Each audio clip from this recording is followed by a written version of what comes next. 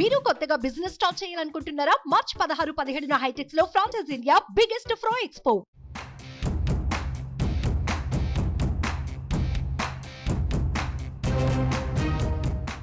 ఏపీలో ఎన్నికల హడావిడి స్టార్ట్ అయ్యింది. టీడీపీ, జనసేన, బీజేపీల మధ్య పొత్తు ఖరారు కావడంతో ఏపీ ఎన్నికల సినారియాపై ఒక క్లారిటీ వచ్చేసింది.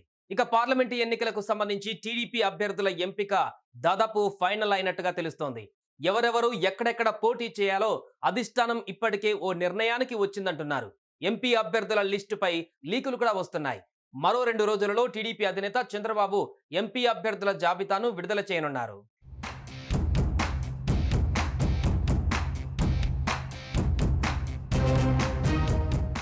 ఏపీలో సార్వత్రిక ఎన్నికల జోరు ఊపందుకుంది. మొత్తం 175 అసెంబ్లీ స్థానాలలో 144 చోట్ల టీడీపీ పోటీ చేస్తుండగా జనసేన 21, బీజేపీ 10 స్థానాలలో తమ అభ్యర్థులను బరిలో దింపుతోంది.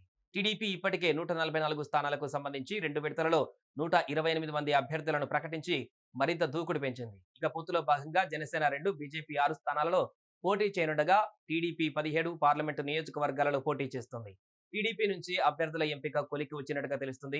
ఎవరెవరు ఎక్కడి నుంచి పోటీ చేయాలో అధిష్టానం ఇప్పటికే నిర్ణయం తీసుకున్నట్లుగా తెలుస్తోంది.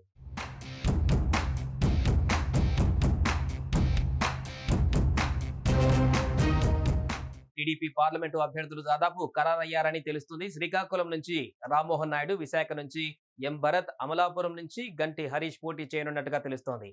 ఏలూరు నుంచి పుట్ట మహేష్ యాదవ్ లేదా పోలీస్ అధికారి చంద్రశేఖర్, విజయవాడ నుంచి కేసినేని చిన్ని, గుంటూరు నుంచి పెమ్మసాని చంద్రశేఖర్, నరసరావుపేట నుంచి లావు శ్రీకృష్ణ దేవరాయలు పేర్లు ఖరారయ్యాయట.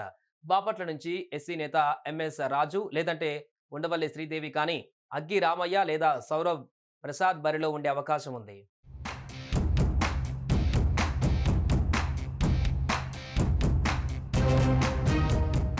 ఒంగోలు నుంచి మాగుంట రాఘవరెడ్డి, నెల్లూరు నుంచి వేమిరెడ్డి ప్రభాకర్ రెడ్డి, చిత్తూరు నుంచి దగ్గుమల్ల ప్రసాద్, రాజంపేట నుంచి సుఖవాసి సుబ్రహ్మణ్యం పేర్లు ఫైనల్ అయ్యాయట. కడప నుంచి రెడ్డెప్ప గారి శ్రీనివాసరెడ్డి లేదంటే వైఎస్ వివేక కుటుంబ సభ్యులు ఒకరిని పోటీలో నిలిపే అవకాశం ఉంది. హిందూపురం నుంచి బీకే పార్థసారథి, అనంతపురం నుంచి ప్రొఫెసర్ రాజేష్, కర్నూలు పార్లమెంటు స్థానంలో కురుబ సామాజిక వర్గానికి చెందిన నాగరాజు, భవానీ శంకర్, సంజీవ్ కుమార్లలో ఒకరు పోటీలో ఉండే ఛాన్స్ ఉంది. నంద్యాలలో బైరెడ్డి శబరి అభ్యర్థిత్వం ఖరారు చేసే అవకాశం ఉంది. మరో 2-3 రోజులలో అభ్యర్థుల జాబితా అధినేత చంద్రబాబు ప్రకటించే అవకాశం ఉంది. ఇంకా అమలాపురం, బాపట్ల, కర్నూలు, కడప, ఏలూరు, అనంతపురం, హిందూపురం స్థానాలకు అభ్యర్థులపై చంద్రబాబు కసరత్తు కొనసాగిస్తున్నట్టుగా తెలుస్తోంది.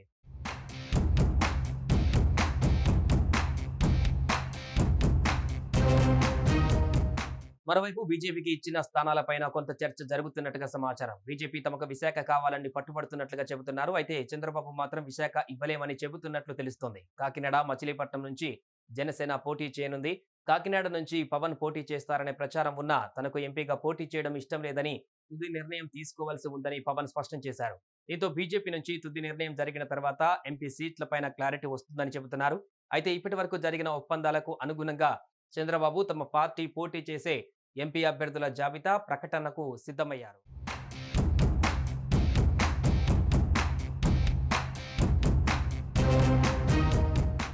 సుమన్ టీవీలో మీ పర్సనల్ అండ్ బిజినెస్ ప్రమోషన్స్ కోసం కింది నెంబర్కి కాంటాక్ట్ చేయండి.